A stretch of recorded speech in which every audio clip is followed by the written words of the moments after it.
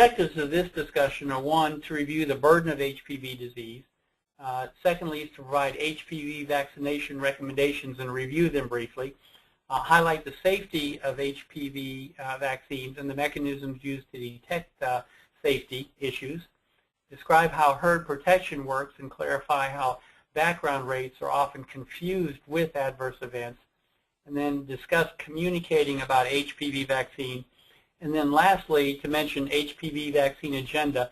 At the February ACIP meeting, the HPV-9 vaccine will be discussed, and there will be some votes taken. And I'll briefly touch upon that, because that may change the horizon of HPV and the approach to prevention of disease somewhat when this new vaccine becomes available.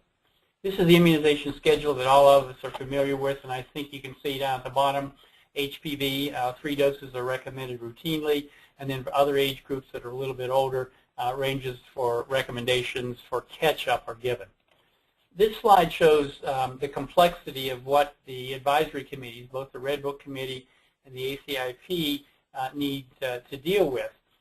Starting in 1965, you can see the number of vaccination recommendations made were small, and then there's been a gradual increase over the last several years. The number of recommendations that have been made have been fairly significant. Many of these are new vaccines, but most of them are nuances or changes into vaccine recommendations that have been established. And so far in 2014, there were 8 recommendations that were made. 2015 will, I think, continue in this upward trajectory. This is a MMWR publication that really highlights 2 things. One is what is intended by the publication, and that is to show the national, regional, state, and selected local area vaccination coverage among adolescents. And secondly, to really highlight the importance and the real complexity of the many surveillance systems that CDC and others have to monitor these diseases. So this slide shows the national estimated vaccination coverage levels for adolescent vaccines. And on the ordinate are the percent vaccinated, and then beginning on the left-hand slide, 2006 on out to 2013.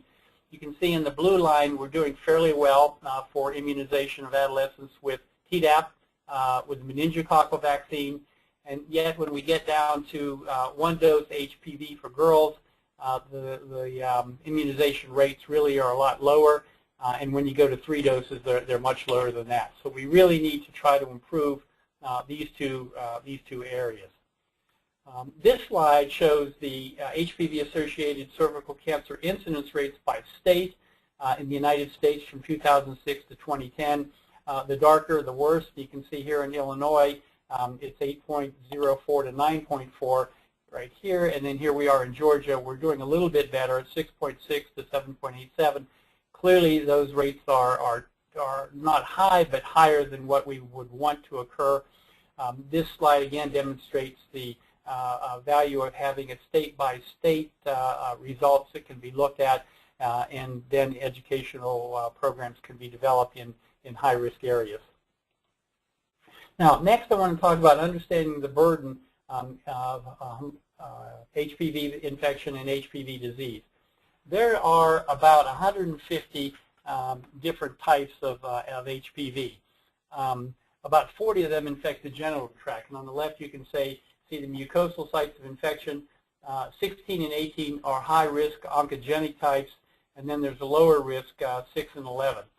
The high-risk oncogenics, of course, cause several types of cancer, both in males and females. When you come out to the cutaneous sites of infection, about 80 types of those, they cause the common hand and foot warts that we see, and of course the vaccines are not at all effective against them. HPV infection, 16 and 18 are high-risk types and have the potential to act like carcinogens. 6 and 11 are low-risk types, as I said, and can cause benign or low-grade cervical cell change. Most females and males will be infected with at least one type of HPV at some time in their lives. It's estimated that about 79 million Americans currently are infected. 14 million new infections per year occur in the United States. An HPV infection is most common in people in their teens and early 20s, and you, of course, can see it in the very early teenage years. Most people don't know that they've been infected with HPV. This slide shows the average number of cases per year of various cancers, both in males in the left part of the slide and in females, divided into two groups. One, the purple, are attributed to HPV, and of course the others are not. You can see for males, the oropharyngeal is the highest. For females, cervical cancer is the highest. The oropharyngeal is of interest because this is a group that appears to be increasing in rates and is one that is being monitored very carefully. This shows the cervical cancer. Cervical cancer is the most common HPV-associated cancer among women. It shows the rates on this slide: 500,000 plus new cases, 275,000 attributable deaths worldwide in several years ago in 2008, 11,000 new cases and 4,000 attributable deaths in 2011 in the United States. And that's a large number of potentially prevented cases of cancer.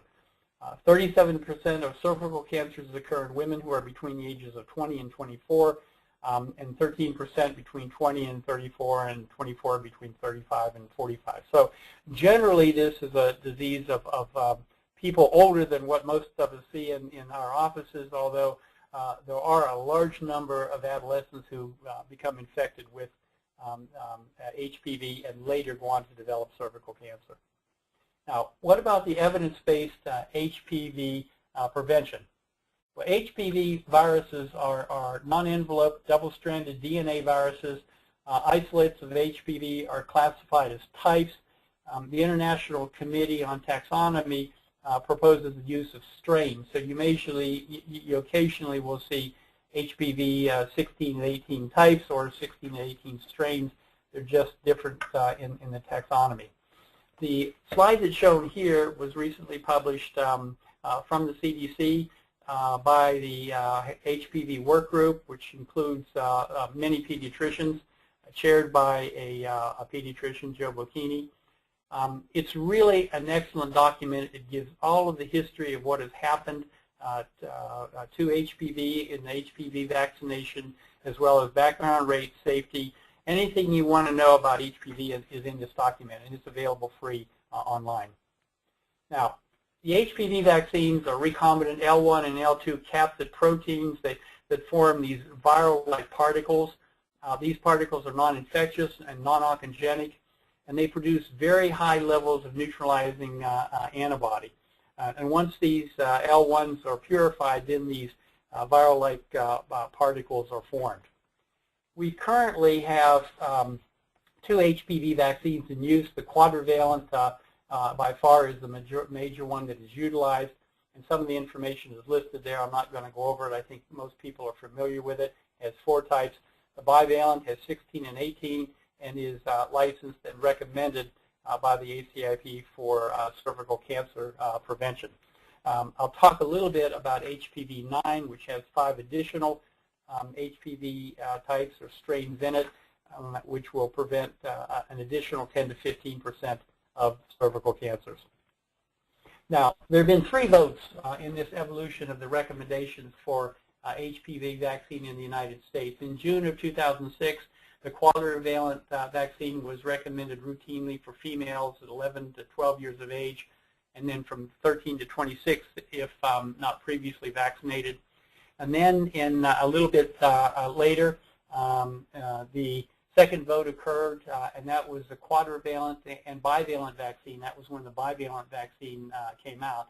So in October of 2009, a vote was put up forward for bivalent vaccine use, as well as quadrivalent, which should be given to males. That was the first male vote on HPV vaccine from 9 to 26 years of age. And then in October of 2011, the quadrivalent vaccine had another vote, which was routine for males 11 to 12 years of age, in 13 to 21 males previously not vaccinated. It may be given to certain groups from 22 to 26 years of age. So there are the 3 votes that have been taken. There will be another vote, as I said, taken next month for the HPV-9 vaccine, which I'll mention in just a moment. Okay, ACIP recommendations and AAP guidelines for HPV, and I might say that the ACIP and the Red Book Committee have completely harmonized their recommendations for the utilization of these vaccines, and will harmonize for the HPV-9. So they stated routine HPV vaccination is recommended for both males and females at the various ages. I'm not going to go over this again. The one issue that the committees, of course, have to face is that there are differences in age recommendations for males and females. There are differences in the vaccine recommendations, and there will be differences in the HPV-9 in males and females. And the reason for that is because that's what the companies test. They test them in different age groups, and therefore the FDA licenses these vaccines on data that are presented on the age groups tested. It makes it somewhat difficult for committees and very difficult for those of us who want to administer these vaccines, having different age groups between males and females. But that's the way that the process works.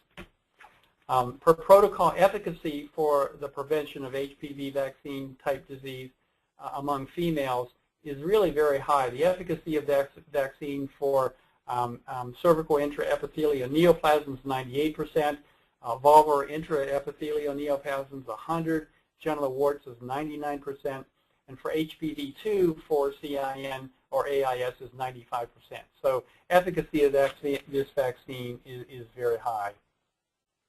This is one that is very interesting and really supports the recommendation to immunize girls at a very young age. This shows the geometric mean antibody titers following HPV vaccine. Females 9 to 15 years of age, the anti-HPV 16 geometric mean titer is 4,919. If you wait until they're 16 to 26 years of age, the geometric mean titers are much less at 1,000. The same thing occurs for HPV 18, and the same thing occurs in males at different age groups. If you break out the females from 9 to 15, the younger they're given, the higher the antibody titers, which is really, I think, a very important point to utilize and to educate parents about immunizing girls at 11 to 12 years of age. The titers are much higher. This is a study entitled The Long-Term Study of a Quadrivalent Human Papillomavirus Vaccine. This study was in pediatrics, and it demonstrated the durability and the clinical effective antibody titers for over 8 years. The two really good things about the antibody titers to HPV is that they're very high and they last a long period of time. Unlike the meningococcal vaccine that we deal with, where the durability of the titers are much less, or Tdap, where the pertussis titers are much less, we don't have that problem with HPV. These titers last for a long period of time, and they're very high titers.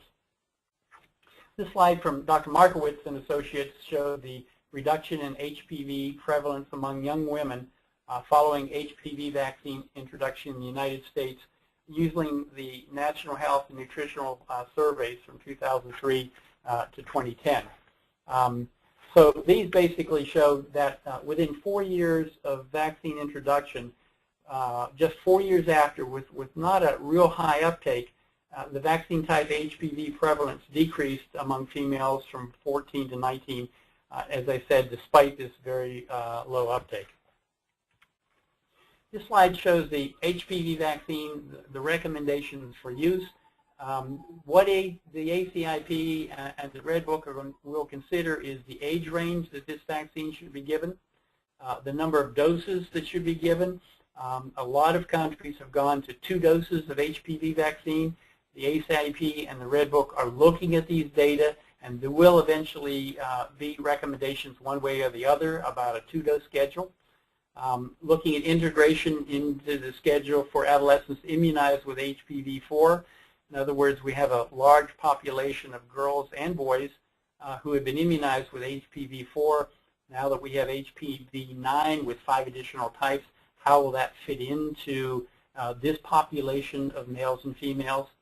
And then again, the studies that have been conducted with HPV-9 have looked at different age ranges for females and males.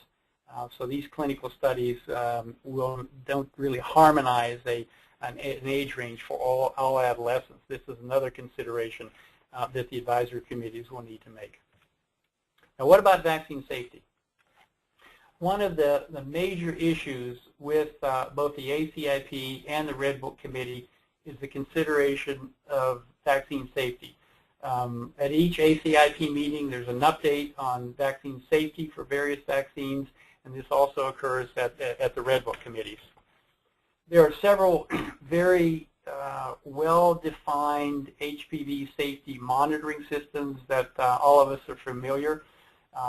VAERS is an early warning public health system where anybody can report adverse health events following vaccination. This is monitored by CDC and FDA to detect possible new, unexpected, or increased trends in reported adverse events. This is a system that first detected the intussusception in the rotavirus vaccine many years ago and led to the eventual withdrawal of that vaccine from the market. So this is a crude but very effective system. A more sophisticated system is the Vaccine Safety Data Link system, which is a collaboration between CDC and several outstanding healthcare organizations which use de-identified health records to monitor and to evaluate adverse events following vaccination. And then CISA is the Clinical Immunization Safety Assessment Group. It's a collaboration between CDC and 7 or 8 medical research centers in the United States that conduct research to understand how adverse events might be caused by vaccines. And then the FDA often requires the pharmaceutical companies to conduct post-licensing studies to look for safety issues. Now, HPV vaccine safety monitoring by VAERS. Some of the data that we have so far is through March of 2013, 56 million doses of HPV were distributed in the United States. There have been no new safety concerns identified in the post-licensure vaccine safety surveillance among males or female recipients of HPV-4 vaccine. Feigning or syncope continues to be a frequently reported event among adolescents, not just with HPV, but generally with any of the vaccines that they get. And there's many reasons for that. That's why the recommendations both from the American Academy of Pediatrics and the CDC are to adhere to a 15-minute observation period after vaccination, so adolescents don't fall and sustain some sort of bodily injury. This is a slide that I think we see fairly commonly when a new vaccine comes out. This shows that the trends in total and serious female HPV vaccine reports to VAERS by year, starting in 2006 on the left-hand part of this slide on out through 2013. The light part on the bars are total HPV reporting something that may have been due to HPV or associated with HPV, and then these are the serious ones. So when a new vaccine generally comes out, you get a lot of reports because something happens to you and the first thing you think of is, oh, I got a vaccine, so it's probably due to that. But as the years go on, you see that once it shows that the vaccine doesn't cause these, you see a marked decrease. And now with the 2013, there are hardly any serious reports and a very minimum number of non-serious reports to VAERS. Now, VSD is an active surveillance system used for HPV as well as other vaccines. And so far, HPV doses administered through March of 2013, looking at 1.8 million doses, 270,000 of those given to males. Among the 600,000 doses given to females 9 through 26 years of age, there was no significant increased risk for pre-specified conditions. And these are rare conditions that are oftentimes associated with vaccines, have been in the past. Guillain-Barré syndrome, seizure, stroke, venous thromboembolism, appendicitis, anaphylaxis, and other allergic reactions. So these are specifically looked for in the VAERS data set. Longer-term surveillance of Guillain-Barré and stroke among females 9 through 26 of age following HPV vaccine were evaluated after 1.5 million doses. There was no increased risk of GBS or stroke that was observed. So these very rare events are not associated with HPV vaccine, and it requires a very sophisticated data system like this to gather the data to allow us to provide the surveillance results that are provided with VSD. Now, the Institute of Medicine was convened, and in several reports going back many years have come from IOM about adverse effects of vaccines. This one was produced in August of 2011 and entitled Adverse Effects of Vaccines, Evidence of Causality. And basically, the Institute of Medicine report showed that the IOM reviewed possible associations between adverse health events and 8 vaccines. The evidence convincingly supports a causal relationship between the injection of a vaccine and syncope. Inadequate evidence was found for causal relationships between HPV and 12 other specified health events. 2 points about this. One is that these specified health events, which are very rare and require a large database to see indeed if they are associated, there was no association. And yet we know that syncope is associated with the use of this vaccine, and that indeed was identified by the IOM in their study. Now, what about syncope in adolescents? There's many reasons that syncope occurs in adolescents. This is a slide looking at pain, swelling, and erythema with HPV, with AAHS, and with saline. And you can see that pain indeed was higher with HPV, as was swelling and as was erythema, although you get all 3 of these with saline injections alone, which is not surprising, but it was a touch higher when HPV vaccine was given, as was syncope. Now, one of the things that is being looked at in a study is looking at whether or not you can prevent the syncope by giving 500 mLs of a fluid to adolescents before they get immunized. Many adolescents come in and they haven't eaten, they're dehydrated, and have other issues which don't put them at ideal health. So this study looked at glucose in these solutions to see whether a glucose-containing solution would be better than a solution alone, and it doesn't seem to be. But there are ongoing studies now seeing whether hydrating adolescents before they get their HPV vaccine and other adolescent vaccines will indeed decrease the syncope which occurs. So the results of those are pending. Now, the IOM report came out in 2011. There was a study that was done by the RAND Corporation, published in Pediatrics the end of last year, and looked at safety of vaccines used for routine immunization of children. This was a systematic review. They reviewed data, the same data that the IOM reviewed, but they also looked at all of the data that were published since the IOM report in 2011. So they looked at 3 more years of data to see whether or not there were any adverse events associated with HPV vaccine, as well as other vaccines, and basically found none. So what about the vaccine impact, the HPV vaccine impact? What difference has this vaccine made? First of all, studies suggest that the vaccine protection is long-lasting. There's no evidence of waning immunity, and that's really very positive, particularly when we look in the face, as I mentioned, with Tdap and meninge, where there is waning immunity. This vaccine does not seem to have any after 8 or 9 years of monitoring.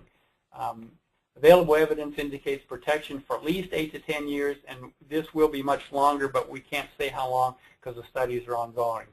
Multiple cohort studies are in progress to monitor the duration. Now, monitoring HPV vaccine can be divided into 3 blocks. First are early outcomes in years, HPV prevalence and genital warts. Secondly are mid-outcomes, years to decades, and that's CIN and precancers. And then the later outcomes, of course, are HPV-associated cancers. Many of the later outcomes that we see in males and females that are prevented by pediatricians, family physicians, and so on giving these immunizations is we're preventing these cancers. We don't see these cancers generally in the populations that we as pediatricians see, but our gynecologists do see these. and of course are very strongly supportive of this vaccination to prevent these cancers that occur. HPV vaccine impact in prevalence studies. In the NHANES study, data were used to compare the HPV prevalence before the start of the HPV vaccination program with the prevalence from the first 4 years after vaccination introduction. And in the 14 through 19 year age group, vaccine type HPV prevalence decreased 56% from 11.5 to 5% in the 2007-2010 period. Other age groups did not show a significant difference over time. They hadn't been immunized. The research showed that vaccine effectiveness for prevention was an estimated 82%. This slide shows the prevalence of HPV 6, 11, 16, and 18 in cervical vaginal swabs by age group, 14 to 19 on the left, and you can see the big decline. In the other groups which had not had the benefit of the vaccine, there was not a decline. This is a pretty significant decrease. HPV vaccine impact. HPV prevalence studies, there was significant decrease from 24 to 5% in HPV vaccine type prevalence in at-risk sexually active females 14 through 17 years of age attending 3 urban primary care clinics from the time period shown, compared to a similar group of women who attended the same 3 clinics in 2010. Secondly, significant declines in vaccine type HPV prevalence in both vaccinated and unvaccinated women 13 through 26 years of age who attended primary care clinics from 29 to 10 compared to those in the pre-vaccine era. So the vaccine gives very high titers, as was shown previously, but also appears to work in eliminating or preventing colonization by HPV. This is the effect of a HPV vaccination study in Australia and shows the proportion of Australian-born females and males diagnosed as having genital warts.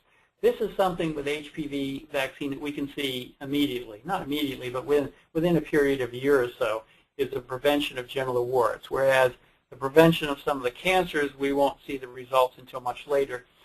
The wart decrease in both females in the left-hand part of this slide has been markedly decreased, as it has in males. So genital warts are being affected by HPV vaccine use. Now, what about the impact of HPV vaccine on 16 and 18 pre-cancers? CIN2 cases, women 18 to 31 years of age, were reported from pathology laboratories in 5 states from 2008 to 2011. And of the over 5,000 CIN2 cases, 3,800 had vaccination histories investigated, and 190 had vaccine history documented. Among women with a CIN2 who had started HPV vaccine more than 24 months before their pap smear, there was a significant reduction in HPV 16 and 18 related lesions. So we see a decrease in genital warts. We're seeing a decrease in some of the CIN2, showing that this vaccine is very, very effective. Now, why do we need to do better? I mentioned earlier that 26 million girls less than 13 years of age are in the United States. Now, if none of these girls are vaccinated, then 168,000 will develop cervical cancer and 54,000 will die from cervical cancer. If we stay at our 30% vaccination rate that we are at, it's a little bit better now, but not much. If we stay at that, we would prevent 45,000 of these cases and 14,000 deaths. If, however, we get up to 80% vaccination rate, we prevent 98,000 cases and 31,000 deaths. So for each year, we stay at 30% coverage instead of achieving 80% coverage rates. 4,400 future cervical cancer cases and 1,400 cervical cancer deaths will occur. Pretty significant numbers. Now, resources for HPV vaccination conversations. One of the issues that has been shown in many studies is that it is felt that we as pediatricians, family physicians, nurses, people who deliver care may not be stressing the importance of HPV vaccine enough. Before we can stress something, we need to know why parents aren't immunizing. And these are the top 5 reasons for not vaccinating daughters among parents with no intention to vaccinate in the next 12 months. Of course, most parents will say their adolescents, particularly girls, are not sexually active. I always said that about my teenagers until they got married. Secondly, that it's not recommended. Thirdly, there are safety concerns and side effects, which is appropriate to worry about. But many, many studies have shown that HPV is a safe vaccine. The vaccine is not needed or necessary. And then a major area that I think is pervasive in the first 4 items is the lack of knowledge. So the HPV communications during the healthcare encounter, HPV vaccine is often presented as optional, whereas other vaccines are recommended. We go into rooms and say, okay, here's a Tdap and here's a meningococcal vaccine. We should say this would be as forceful for administration of the HPV vaccine. So HPV vaccine is often presented as optional. Some expressed, these are surveys that have been done, and some parents expressed mixed or negative opinions about new vaccines, as well as physicians, and concerns over safety, efficacy. When parents expressed reluctance, providers were hesitant to engage in discussions, and some providers shared parents' views that the teen was not at risk for HPV and could delay vaccination until older. So these are many surveys that have been done in large numbers on physicians, and I think highlight some of the areas where all of us can improve. This is a slide about clinicians underestimating the value the parents place on HPV vaccine. These show the median values, and then for the various vaccines: meningitis, hepatitis, pertussis, flu, HPV, and all adolescent vaccines. And you can see that the parent and provider's estimates of the importance of these vaccines are pretty good.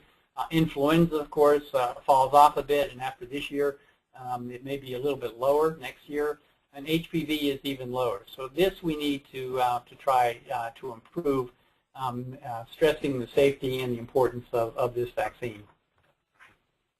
This is a slide that shows the strength of the HPV vaccine recommendation for female patients by pediatricians and family physicians.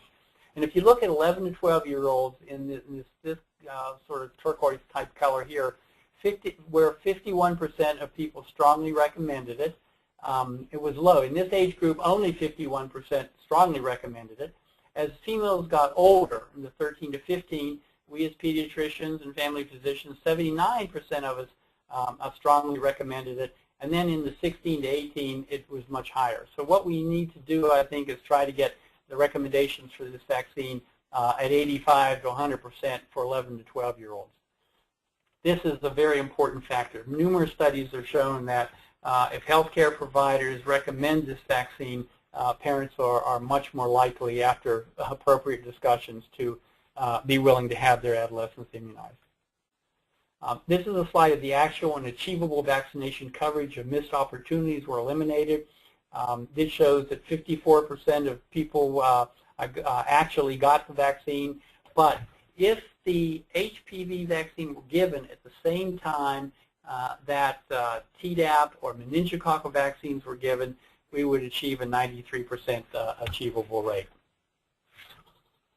Now, I want to talk a little bit about herd protection, which is a fascinating subject. We've seen the benefits of immunizing children on preventing pneumococcal disease in adults. When we immunize children with pneumococcal vaccine, the rates of pneumococcal disease in adults have markedly gone down, particularly in the older population.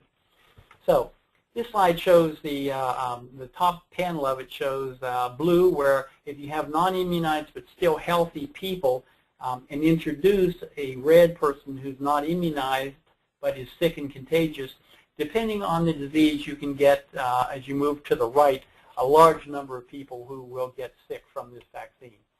If you take people who are not immunized but still healthy and have a few individuals that are protected, as shown in yellow, and introduce sick people, you're going to have a big outbreak.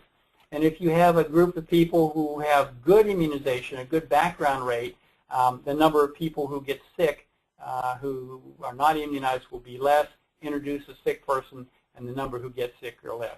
Now, of course, this has been really shown recently with measles in Disneyland, where we've got about 70 cases now of measles from individuals who came into Disneyland, were not immunized, came in with measles, and spread it generally to people who are unimmunized. So this is a method, of course, depending on which disease you have, the number of people who infect a susceptible population will be different depending on the disease. Measles, of course, is a very high one. Now, this brings up the fact of herd protection by HPV vaccine. This is a study, again, that showed in Australia, that showed the large declines in the diagnosis of genital warts in the heterosexual men are probably due to herd protection. Immunizing women, you get some herd protection against the development of genital warts in males. This is a study, it was in pediatrics, that showed the vaccine type HPV and evidence of herd protection after vaccination introduction. And in the yellow, you can see this study provides evidence of a substantial decrease in the prevalence of vaccine type HPV among young women and evidence of herd protection in the community only 4 years after the quadrivalent HPV vaccine was licensed. I think for some vaccines this is absolutely critical for measles and pertussis and pneumococcal when you have a large group of people who are immunocompromised.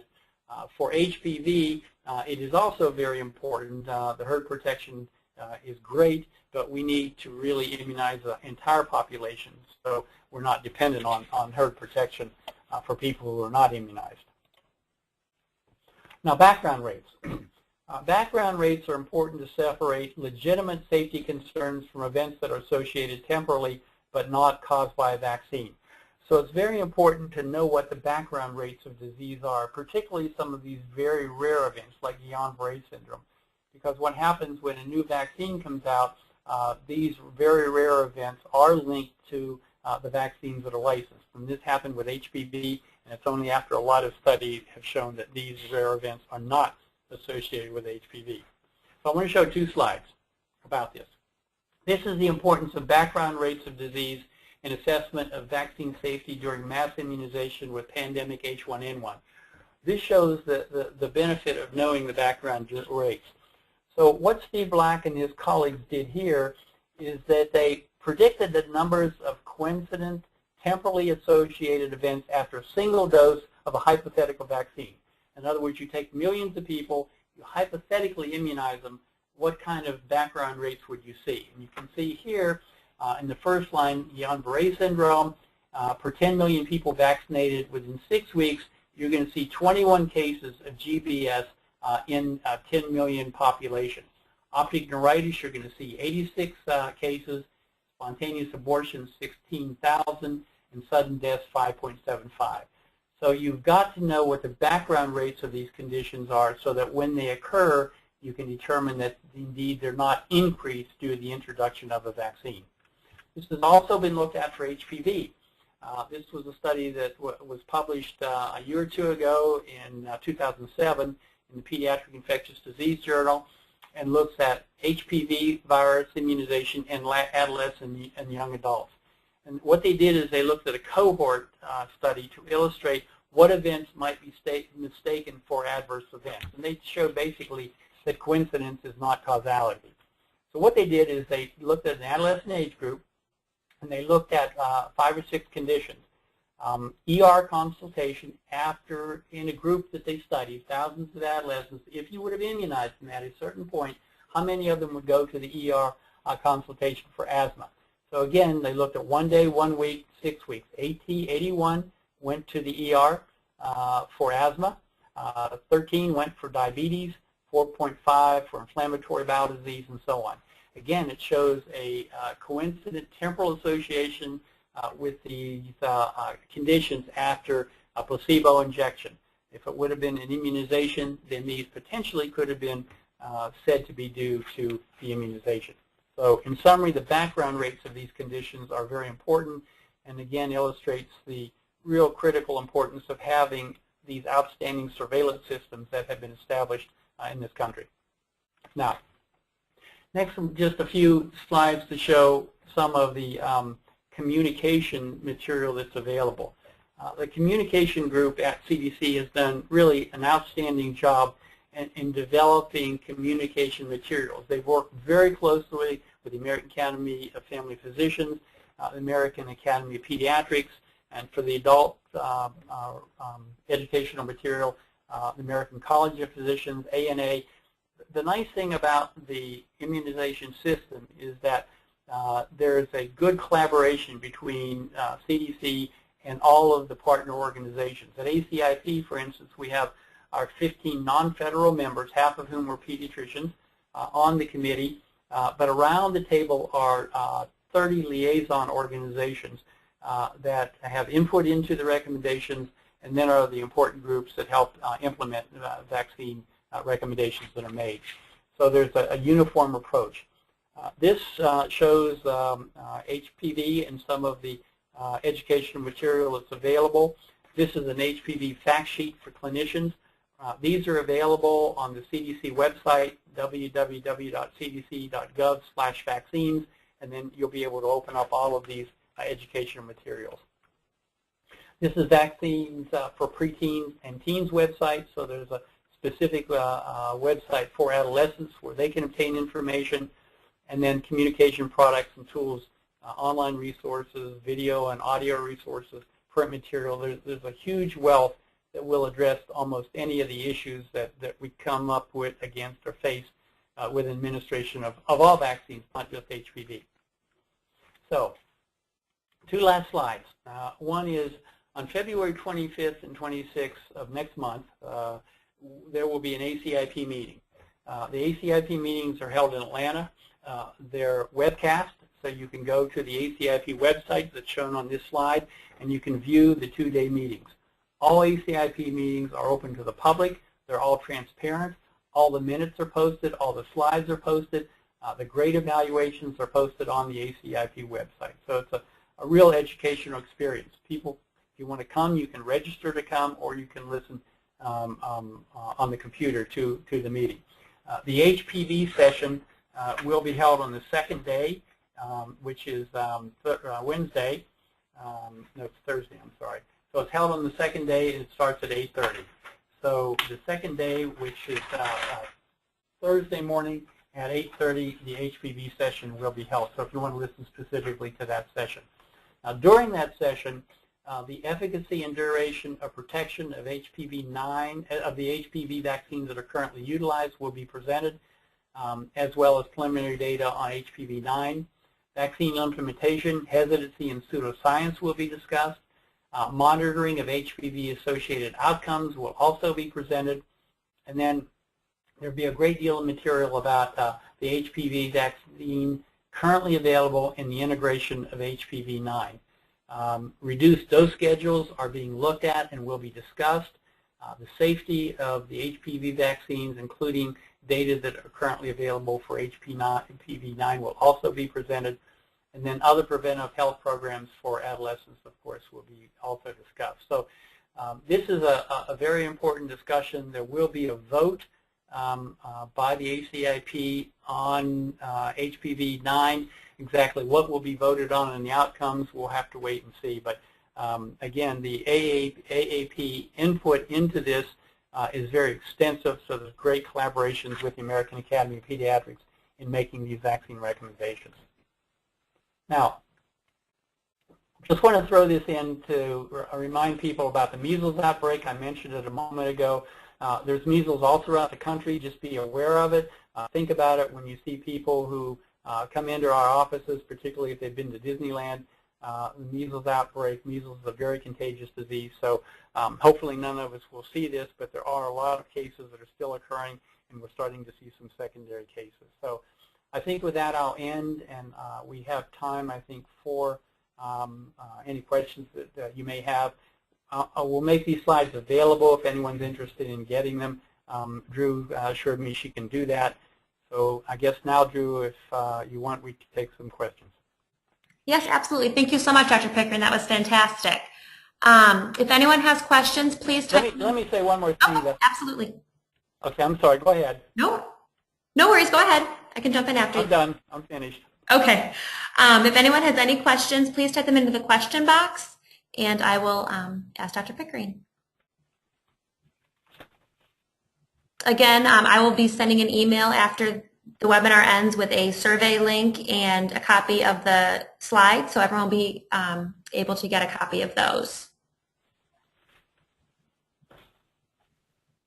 Again, please feel free to type any questions you may have into the question box. Okay. First question.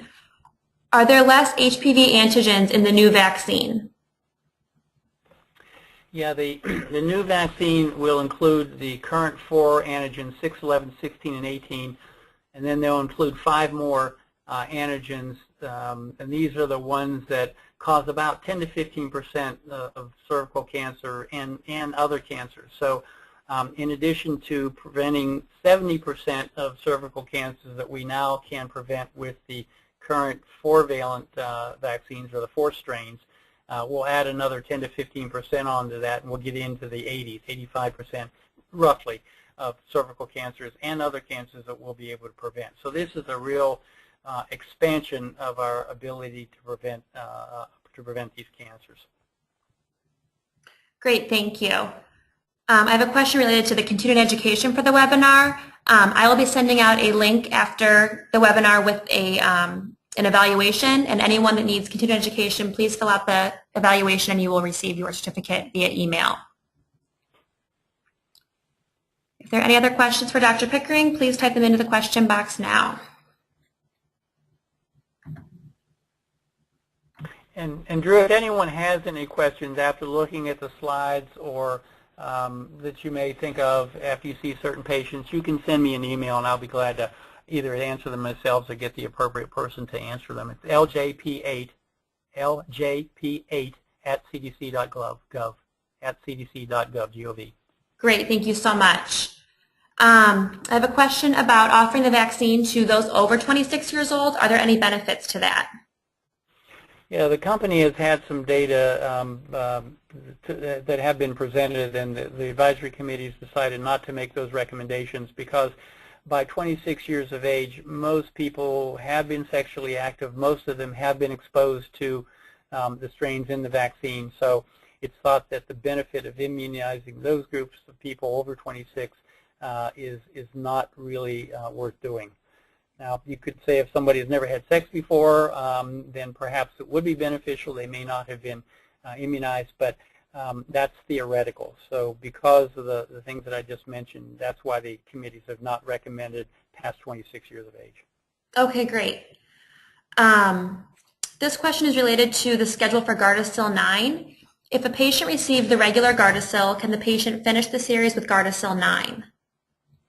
That's a really good question. The answer to that is yes, because if somebody, for instance, has had 2 HPV vaccines, HPV4, the third one could be and probably should be HPV9, because those 4 are in there plus the other 5. Now the real question comes up, and this is what's going to be discussed in great detail. What if somebody's already been immunized with 3 doses of HPV4 completely? Should they get an HPV9? What if someone has had 2 doses? Should they get 1 or 2 doses of HPV9? So there's a lot of nuances that we're going to have to face, because we all have patients that have had 1, 2, or 3 doses of HPV9 and how of HPV4. Excuse me. You've had 1, 2, or 3 doses of HPV4, and how does this new HPV9 fit in? That will be discussed. Those recommendations will be made next week. It's going to be a very interesting discussion. Great, thank you. Here's another question. Why is there a higher antibody response in younger patients that receive the vaccine? That also is a very good question, because I don't know the answer to that. I know that the immune system may react differently to these strains and these antigens at a younger age. They must be acting a little bit differently because the levels are much higher. But I don't know the answer to that. I'm not sure that it really is known, because you don't see the same thing with some of the other vaccines and some of the other antigens. But it is remarkable, and it is a very strong reason to immunize at an early age. Okay, great. Thank you. One more question about the vaccine. Have you had any patients that had religious objections to this vaccine? I'm not aware of patients that have had religious, but I know that in Canada they have had a major problem with religious objections to the vaccines, and they're working through that with the various religious groups. I think that if we approach this vaccine as not having anything to do with sex, we're giving the vaccine, in 3 or 4 studies have shown that it does not induce sexual activity in adolescents, and we approach it on a scientific basis that we're getting this vaccine into these girls early when the antibody titers are higher, and they will be protected when they get married and have sex. Great, thank you so much. I think that's a good note to end on. And Dr. Pickering, thank you so much for your, a great lecture, and we really appreciate it. Thank you, Drew. Thank you everyone for joining in, and I will be sending an email out soon. Have a good afternoon, everyone.